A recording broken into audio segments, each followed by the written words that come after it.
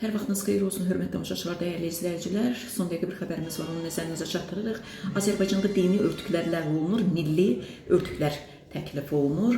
Bununla bağlı 365 saytı məlumat yayıb. Məlumatda qeyd olunur ki, Azərbaycanda rəsmi məkanlarda dini başörtüklərinin istifadəsi ilə bağlı yeni tənzimlənmənin tətbiqi istiqamətində artıq dövlət səviyyəsində qərar formalaşıb və yaxın zamanlarda bunun rəsmi şəkildə elan olunacağı gözlənilir. Bu yanaşma xüsusilə orta məktəbləri, ali təhsil müəssisələrini və dövlət qurumlarını əhatə edəcək. Yeni qaydalara əsasən dini simvol xarakteri daşıyan başörtüklərinin ictimai məkanlarda istifadəsinin məhdudlaşdırılması, əvəzində isə Azərbaycanın milli örtüyü olan kəlağayının da təşviq edilməsi nəzərdə tutulur.